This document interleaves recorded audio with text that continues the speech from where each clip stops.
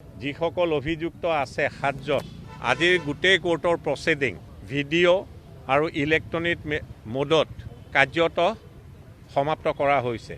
যিদিন ধাৰ্য কৰা হৈছে পৰৱৰ্তী তাৰিখ, সেই তাৰিখটো হৈছে কনচিডাৰেশ্যন অফ চাৰ্জৰ বাবে। সেই তাৰিখত আসামী ফিজিকেলি হাজিৰ হ'লেও চাৰ্জ ফ্ৰেম কৰিব বা নকৰিব তাৰ ওপৰত সিদ্ধান্ত আদালতে ল'ব পাৰে। একেদৰে ভিডিঅ' বা ইলেক্ট্ৰনিক মোডৰ জৰিয়তেও এই কাৰ্যৰ সফল পৰিসমাপ্তি আদালতে ঘটাব পাৰে।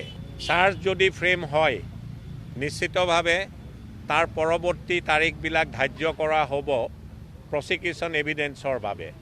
আৰু প্ৰচিকিউশ্যন এভিডেন্সৰ বাবে যি ধাৰা BNSSত সন্নিৱিষ্ট হৈ আছে তাত লিপিবদ্ধ আকাৰত আছে যে টোটেল প্ৰচিকিউশ্যন উইটনেছ 394 জন।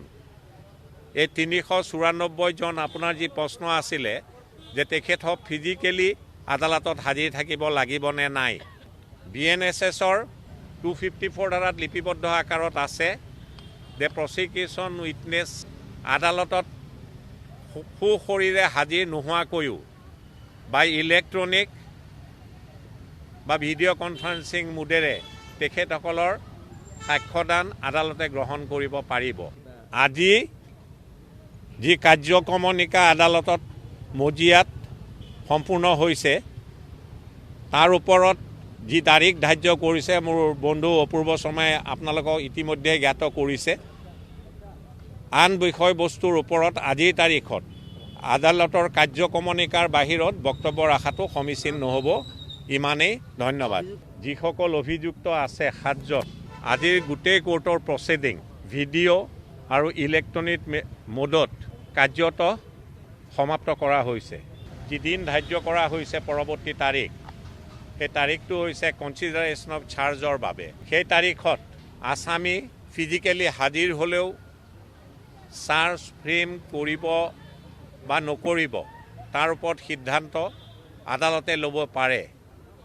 একেদৰে ভিডিঅ' বা ইলেক্ট্ৰনিক মোডৰ জৰিয়তেও এই কাৰ্যৰ সফল পৰিসমাপ্তি আদালতে ঘটাব পাৰে। চাৰ্জ যদি ফ্ৰেম হয় নিশ্চিতভাৱে তাৰ পৰৱৰ্তী তাৰিখবিলাক ধাৰ্য কৰা হ'ব প্ৰচিকিউশ্যন এভিডেন্সৰ বাবে। আৰু প্ৰচিকিউশ্যন এভিডেন্সৰ বাবে যি ধাৰা BNSSত সন্নিৱিষ্ট হৈ আছে তাত লিপিবদ্ধ আকাৰত আছে যে টোটেল প্ৰচিকিউশ্যন উইটনেছ 394 জন।